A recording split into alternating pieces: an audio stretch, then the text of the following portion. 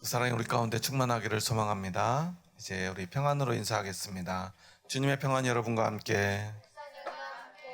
옆 사람과도 인사하겠습니다. 부드럽고 따뜻한 사람이 됩시다. 겸손한 사람이 됩시다.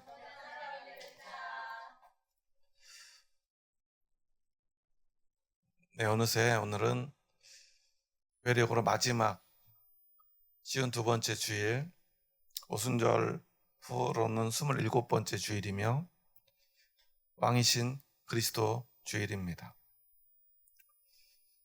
교회력은 대림절로부터 시작해서 왕이신 그리스도 주일로 끝이 납니다.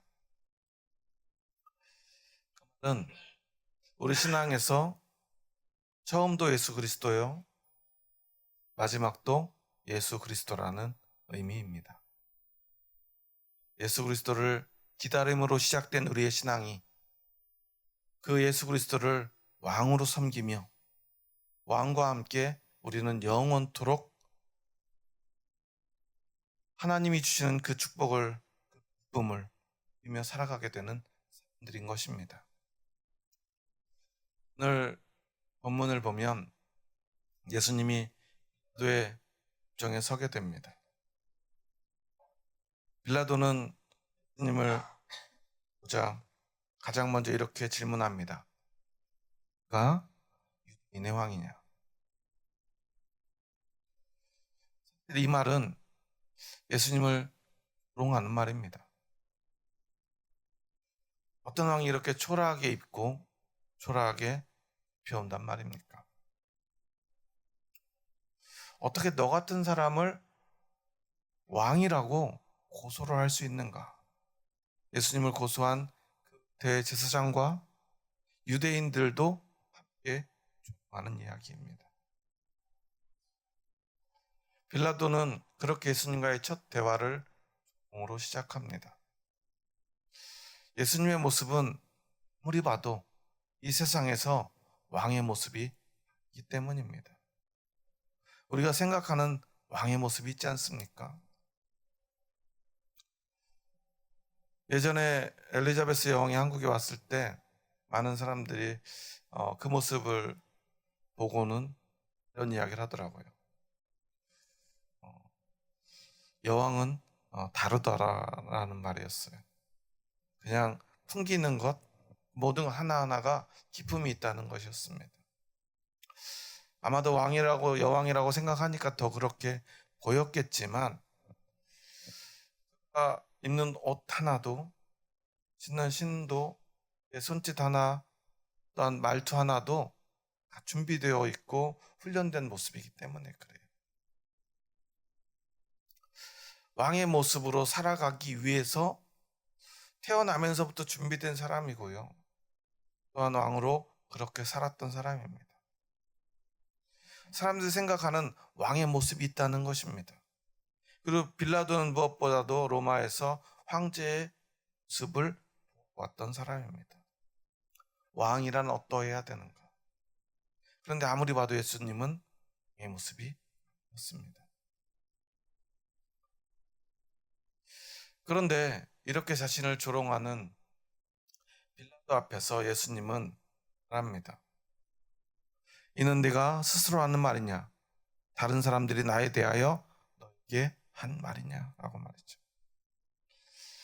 왜냐하면 그가 자신을 조롱하는 것이기도 하지만 문제는 그 법정에서 많은 사람들이 어떤 사람들이 이 이야기를 들을 수 있기 때문에 그가 말하는 것이 오해가 될 수 있고 이해될 수 있기 때문에 예수님은 오히려 빌라도에게 질문을 합니다. 이 말의 의미는 뭐냐면요. 만약에 이것이 너 스스로 나에게 하는 질문이라면 그것은 내가 유대인의 정치적인 왕인지 혹은 네가 그렇게 생각하는지를 묻는 것이기 때문에 나는 이 세상에서 정치적으로 왕이 되려고 온 사람이 아니다. 그래서 그에 대한 답은 아니다라고 예수님은 말하려고 하는 거예요. 그런데 만약에 이것이 유대 종교 지도자들의 생각을 빌어서 하는 것이라면 그것은 이는 예수가 이스라엘의 메시아를 묻는 것이기 때문에 나는 그렇다라고 대답할 것이기 때문입니다. 예수님은 그래서 오히려 빌라도에게 다시 질문을 합니다. 그러니까 빌라도는 내가 유대인도 아닌데 그런 걸 어떻게 아느냐라고 갑자기 신과 예수 그리스도를 소환 유대인들과를 구분을 합니다. 왜 이런 이야기를 하냐면 이렇게 법정에 세운 것 내가 아니고 결국 어떤 판결이 나올지 모르겠지만 이 모든 것은 나로부터 시작된 것이 아니고 유대인들 너희들의 문제야. 그러면서 내 나라 사람과 대제사장들이 너를 내게 넘겼다라고 말해요. 사실은 예수님을 에게 보낸 사람은 누구죠? 유대인들 모든 백성들이 아니죠. 제사장과 또한 그를 따르는 정치적인 집단들이 자신들의 이해관계를 위해서 예수님을 빌라도의 법정에 세운 것입니다. 그런데도 빌라도는 모든 유대인들이 마치 예수님을 싫어하고 그를 죽이려고 법정에 세운 것처럼 말합니다. 사실 엄밀히 따지면 이미 예수님은 한 번 법정에 섰습니다. 바로 대제사장 가야바의 집에서 말입니다. 그리고 그곳에서 이미 예수님은 사형 선고를 받았습니다. 그런데 그들이 왜 또 다시 예수님을 빌라도에게 보냈냐면 그들은 사형시킬 권한이 없었기 때문에 그래요. 로마는 자신들의 속국들의 자치권들을 부여했어요. 왜냐하면 너무나 많은 나라들을 정복했기 때문입니다. 그래서 웬만하면 큰 문제가 없다면 스스로 알아서 살아가고 알아서 판단하도록 했는데 사형만큼은 그 지역을 총괄하는 총독들의 권한을 줍니다. 그래서 아무리 대제사장이 예수님을 죽이고 싶어도 자신들이 죽일 수가 없어요. 그래서 몇 가지 죄목을 엮어서 예수님을 고발한 것입니다. 그러니까 빌라도는 말합니다. 이것은 내 잘못이 아니야. 너희들이 그런 거야. 그러니까 예수님은 말합니다. 내 나라는 이 세상에 속한 것이 아니라고 말이죠. 이것이 중요합니다. 만약에 이 나라가 내가 이 나라에 속한 사람이고 내가 이 나라의 왕이라면 아마도 나를 따르는 사람들, 오늘 36절에 보면 이 세상에 속한 것이었더라면 내 종들이 싸워서 나로 유대인들에게 넘겨지지 않게 하였으리라 라고 말하죠. 그래서 종들에 대한 이야기들이 여러 가지가 있는데요. 어떤 사람들은 아마도 천군 천사가 아니겠느냐라고 말하기도 하는데 그런 의미보다는 현실적인 문제니까요. 평소에 오병이어의 기적 때 보았던 것처럼 수많은 사람들이 예수님을 따르지 않았습니까? 내가 이 땅의 왕이 되길 원하고 이 땅의 왕이 되기 위해서 왔다면 나를 따르는 그 많은 무리들이 나를 지켜줬을 것이다 라고 말하고 있는 거예요. 사실 그동안 예수님의 행적을 보자면 예수님이 너무나 허무하게 잡혀오지 않았습니까? 그 많은 사람들이 따랐는데도 불구하고 말입니다. 예수님이 예루살렘 성전에 입성하실 때 수많은 사람들이 종려나무 가지를 흔들면서 호산나 다윗 자손이요 라고 외치지 않았습니까? 그런데 예수님이 잡혀갈 때 그 많은 사람들은 어디에 있었습니까? 사실 아무도 예수님을 막아주지 않은 것은 아니죠. 베드로가 예수님을 잡아가는 그들을 막아섰습니다. 빼들었습니다. 하지만 예수님은 그 한 사람의 종조차도 그렇게 칼을 들지 말라고 칼을 거두게 합니다. 왜냐하면 예수님은 이 땅의 왕으로 오지 않았기 때문입니다. 예수님은 오직 하나님 나라의 왕, 하나님 나라의 백성들의 왕으로 오셨기 때문입니다. 사실 예수님이 십자가에 달려 돌아가실 때 그 위에 명패가 붙어 있었죠. 명패 이름은 무엇이었죠? 유대인의 왕이었습니다.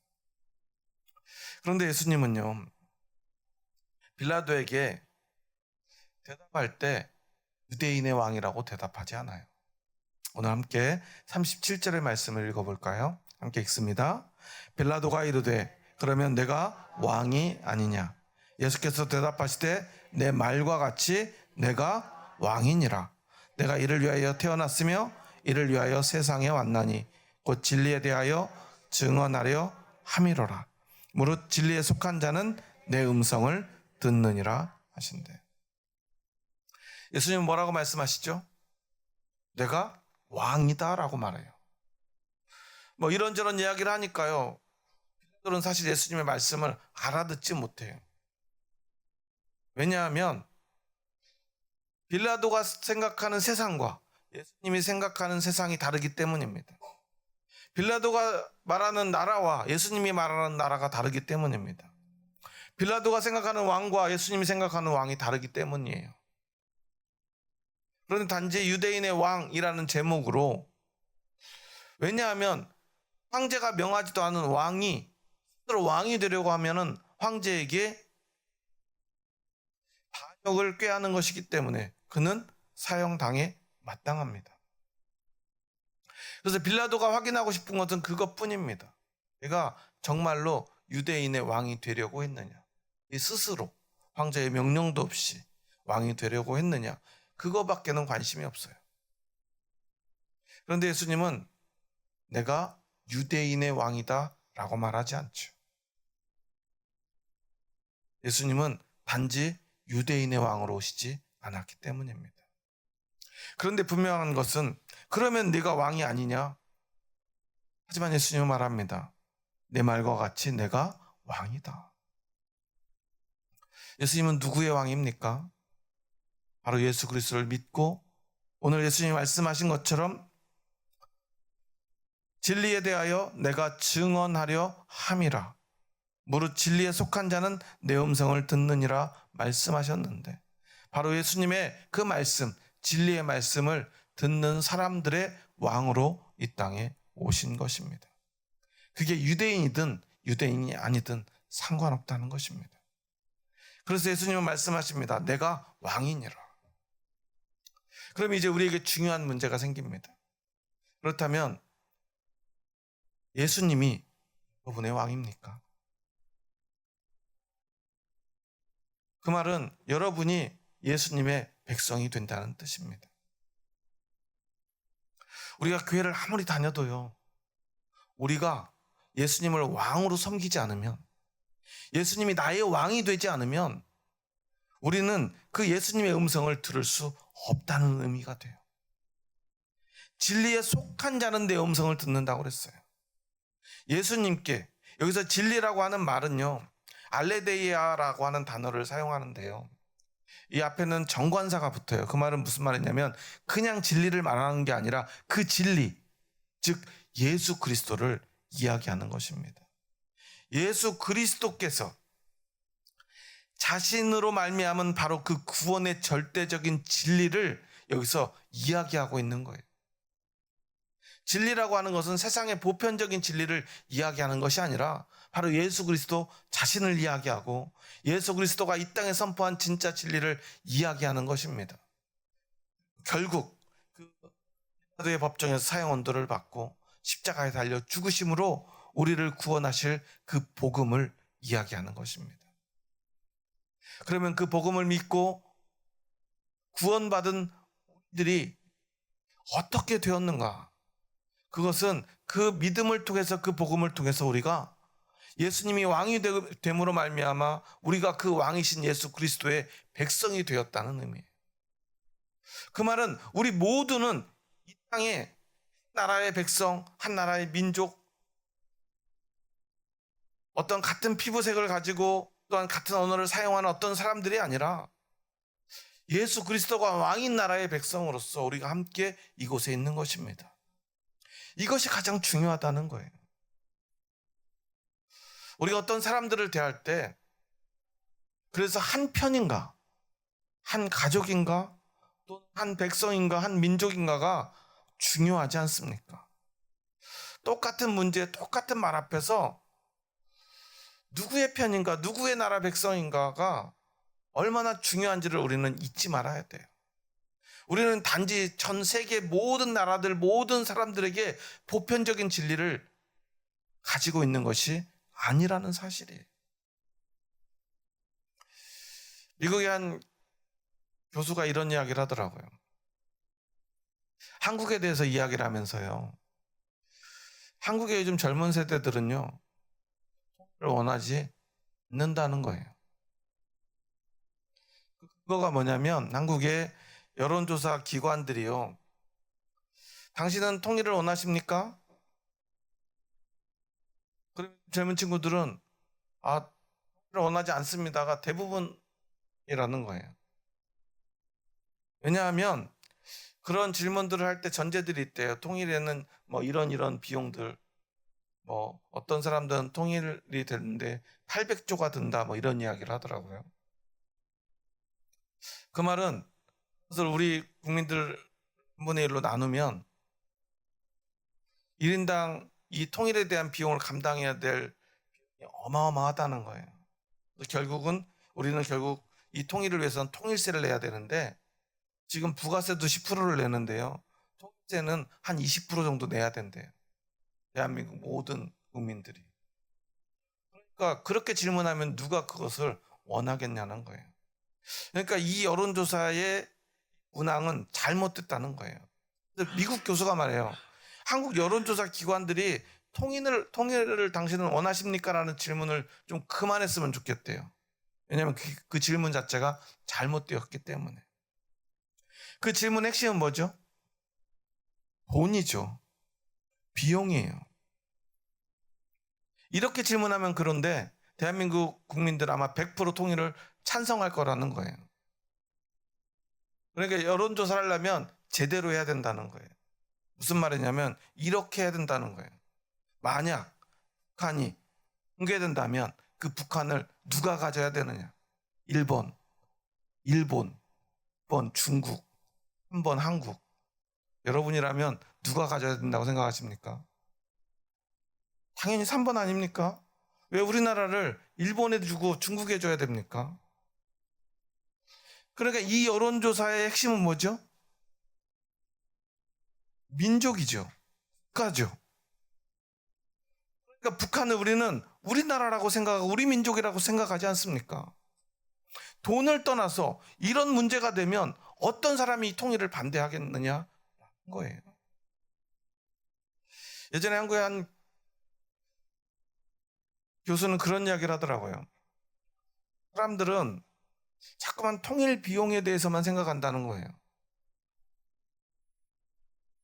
통일 비용을 되게 아까워한대요. 그런데 정작 오늘 우리는 분담 비용을 그거보다 훨씬 많이 지불하고 있다는 거예요. 매년 국방비로 10조 원에서 수십조를 씁니다. 그리고 20대 젊은이들을 보면 통일을 반대하는데 이해가 되지 않는데요. 통일이 안 되면은 계속해서 통일이 될 때까지 남자들은 20대 어디를 가야 돼요? 1년 동안 군대를 가야 되지 않느냐고. 통일비, 분담 비용, 뭐 그것도 중요하지만 그게 얼마나 크냐는 거예요. 그런데 사람들은 보통요, 뭔가를 적극적으로 했을 때 생기는 어떤 비용들에 대해서는 되게 아까워한다는 거예요. 그런데 가만히 있음으로 인해서 발생하는 손해에 대해서는요, 모른다는 거예요. 왜냐면 내가 뭘 한 게 아니기 때문에. 통일이 되려면 우리가 무언가를 해야죠. 지금 분단 상황에 대해서 우리는 아무것도 하지 않아도 돼요. 그런데 계속 손해를 보고 있습니다. 사실 더 큰 손해를 보고 있죠. 그런데 단지 그렇게 비용의 문제, 돈의 문제를 하면요, 또 결국 그것은 찬반의 문제가 돼요. 하지만 민족의 문제, 나라의 문제가 되면요, 우리의 생각은 조금 달라지지 않겠습니까? 일제시대 때 왜 많은 사람들이 독립을 위해서 목숨을 바쳤습니까? 돈 때문입니까? 아니죠. 이 나라를 지키려고, 내 민족을 위해서 나를 희생한 것 아닙니까? 사실요, 세상의 모든 문제들을 바라보자면요, 우리는요, 남의 나라의 문제에는 별로 관심이 없어요. 우크라이나 전쟁 나가지고 지금 시간이 많이 지나지 않았습니까? 여러분 얼마나 많은 관심을 가지고 있습니까? 처음에는 관심이 많았죠. 물가가 막 오르니까요. 자재값이 올라가지고 건축 비용이 막 올라가니까. 그런데 지금 조금 그런 문제가 좀 사그라드니까 아무도 관심 갖지 않잖아요. 남의 나라의 문제일 뿐이에요. 물론 인도적 차원에서 도움 줘야 되고요. 또 우리가 어떤 순간에 도움을 줘야 될지도 모르지만 사실 우리의 문제는 아니라는 거예요. 가정의 문제도 마찬가지 아닙니까? 남의 집에 어떤 문제 생기면요. 아이고 어쩐데. 그리고 다음 날이면 잊어버려요. 중요한 건 내 나라, 내 백성이냐, 내 가족, 내 가정이냐. 이것이 중요하다는 사실이에요. 예수님은 그거에 대해서 우리에게 가르쳐주고 계시는 것입니다. 그저 열심히 공부하고요, 열심히 말씀 듣는 게 전부가 아니라는 거예요. 여러분이 예수 그리스도의 백성이 되어야 합니다. 그래야만 그의 말씀이 나에게 들리는 것이고요, 나에게 의미가 생기는 것입니다.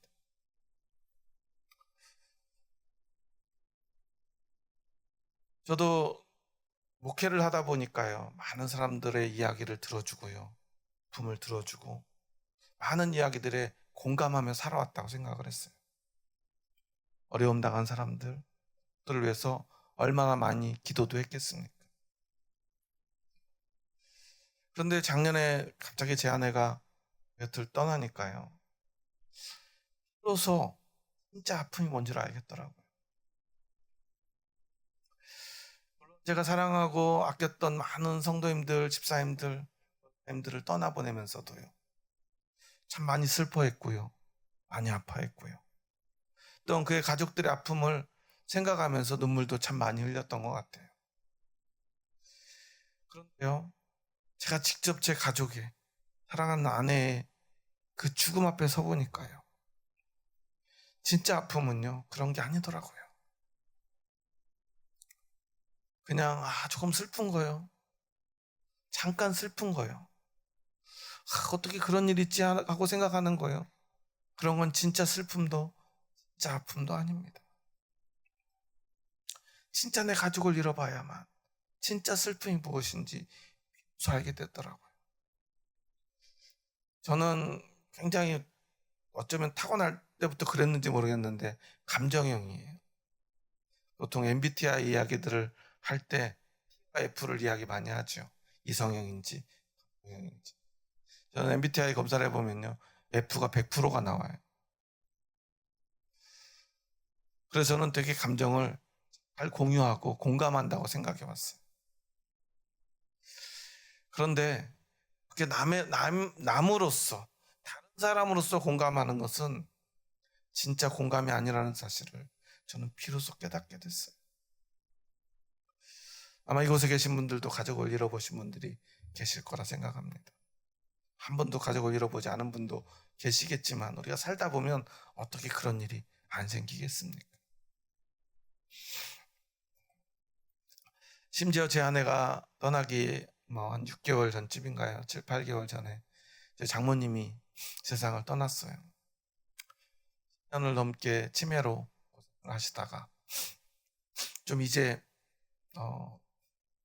배회하는 것도 좀 줄고, 그래서 저희 집에서 한 3, 4년 모시다가 어쩔 수 없이 요양원에 보냈다가 좀 우리가 생기고 엘리베이터 있는 집으로 이사 가면 한번 모시자고 계속 얘기하고 있었는데, 저희 집이 계단이 있는 집이어가지고 다시 모시지 못했었는데 결국 다시 저희가 모시지 못한 채로 세상을 떠나버리셨어요. 그때 저는 제 아내에게 그렇게 말했거든요. 차라리 잘 됐어. 장모님 그렇게 고생만 하시고 힘들어 하시는데 돌아가시는 게 차라리 본인에게도 너무 좋은 일이니까 너무 슬퍼하지 말자고.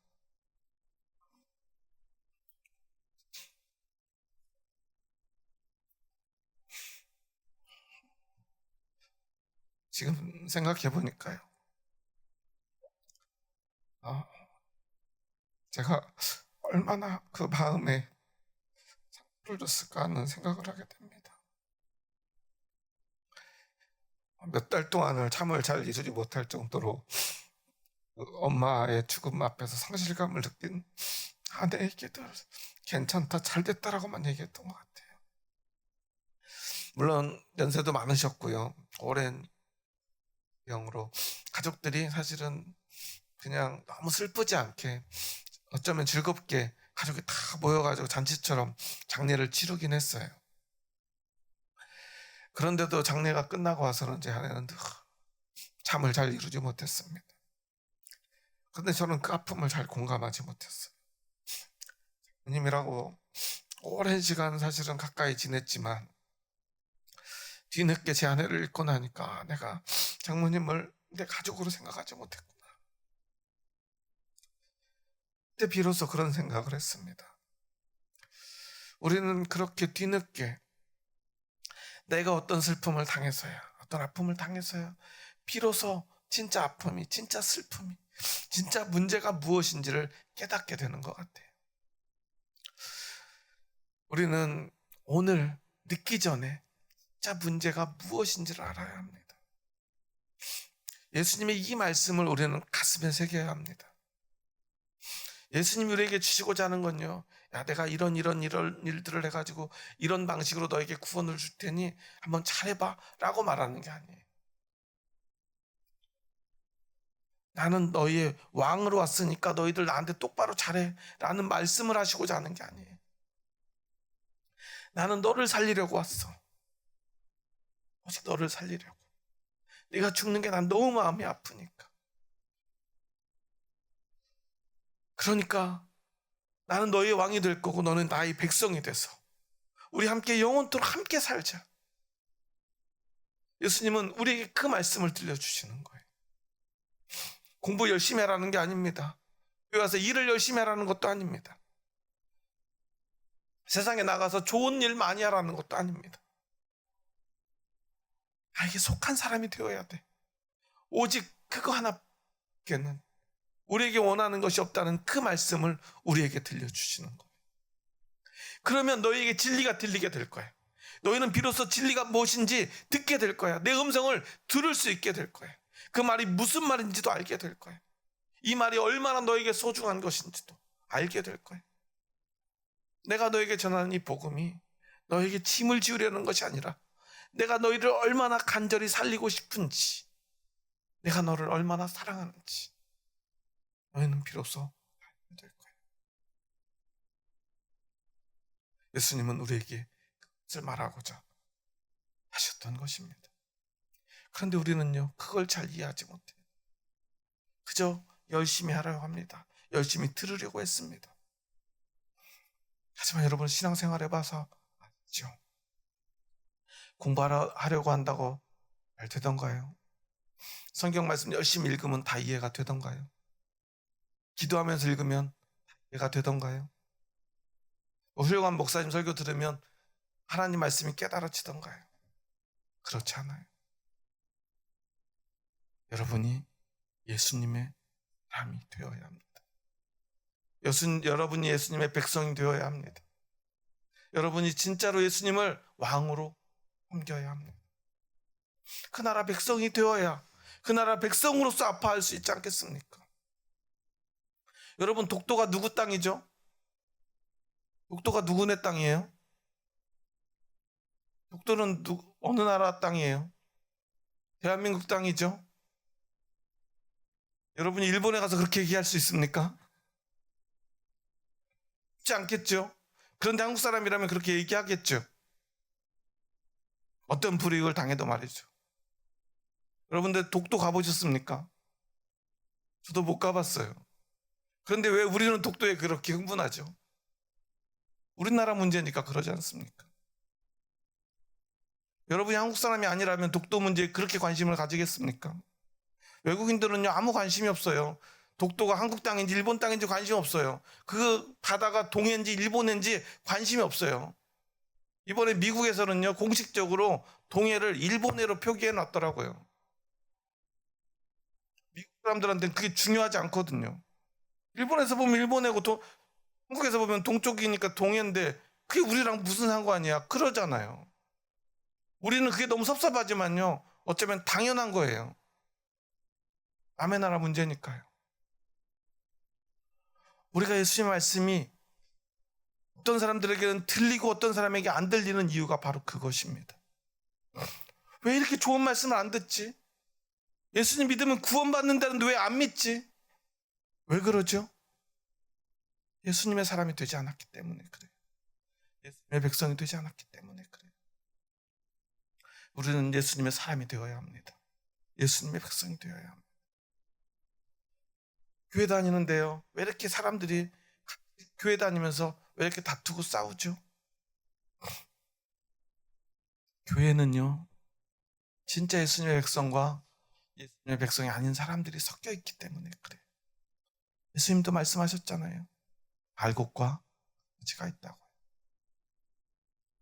그래서 싸울 수밖에 없고 다를 수밖에 없고 생각이, 마음이 나뉠 수밖에 없는 것입니다. 교회가 진짜 교회가 되면요, 우리 모두가 진짜 예수 그리스도의 백성이 되고 예수님만 우리의 왕이 되면요, 교회에서는 아마 싸움과 다툼이 사라질 것입니다. 사랑밖에 남지 않을 거예요. 서로가 너무나 소중한 사람이 될 것입니다. 아직 예수님의 백성이 되지 못한 사람들, 그런데 교회에서 높은 자리에 이미 앉아있는 사람들, 그런 사람들이 교회를 망치고 있는 거예요. 그렇지 않습니까? 그럴 수밖에 없지 않습니까?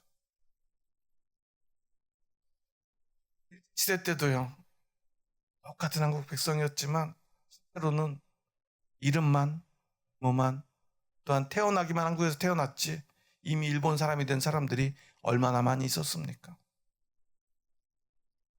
정작 독립운동가들을 잡아 죽였던 사람들이 일본 사람들이 아니라 일제에 부역했던 조선 사람들 아닙니까? 대한민국의 사람들 아닙니까? 그들은 정말 대한민국의 백성이라 말할 수 있습니까? 그럴 수 없지 않습니까? 우리도 마찬가지입니다. 그저 교회 다닌다고 되는 것이 아닙니다.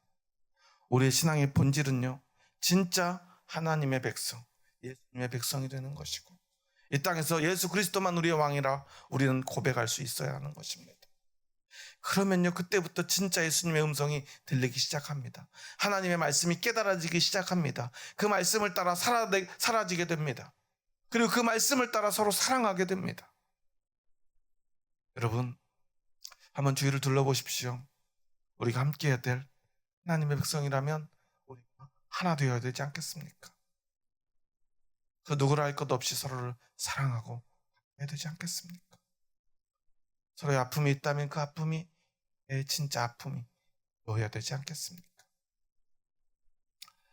여러분, 정말 소중한 사람, 사랑하는 사람들, 그 사람들이 아직 내 곁에, 내 옆에 있음을 여러분 감사하시기 바랍니다. 제가 먼저 잃어보니까요, 그래요. 우리가 내 옆에 있을 때는 정말 저도 마다 그런 생각을 하거든요. 오늘이 마지막일 수도 있다. 제가 이것을 참 많이도 가르쳤어요. 오늘이 마지막인 것처럼 인사하고, 오늘이 마지막인 것처럼 사랑하고, 함께 식사할 때 이것이 마지막 식사일 수 있다 생각하고 소중히 여기라는 얘기를 제가 그렇게 많이 했는데요, 저도 그러려고 참 많이 생각하고 했었던 것 같은데요, 제 아내가 떠나는 그 아침에는 저는 그러지 못했어요. 마지막 통화할 수 있는 기회도 제가 스스로 버려버렸어요. 모든 순간들이 얼마나 소중한지를 우리는 기억해내야 합니다. 그리고 우리에게 참 그 소중한 것이 무엇인가를 안다면 내가 살아가는 사람에게 무엇을 해야 될까를 생각해 보아야 합니다. 밥 함께 하는 거요? 한다고 말하는 거예요. 정말 그걸로 충분할까요? 우리에겐 그거보다 더 중요한 거 있지 않습니까? 바로 예수 그리스도의 복음이지 않습니까? 생명이지 않습니까? 여러분, 서두기 전에 내가 사랑하는 사람들에게 그 복음을, 그 생명을 주기 바랍니다. 그리고 그 복음 안에서 생명으로 하나 된 형제자매들이 내 옆에 있다면요, 삶을 누리시기 바랍니다. 기쁨으로. 그리고 그렇게 예수님이 나를 사랑했던 것처럼 서로 사랑하시기 바랍니다. 그리고 날마다 나의 모습을 보시기 바랍니다. 오늘 나는 누구의 음성을 있는가? 누구를 사랑하고 있는가?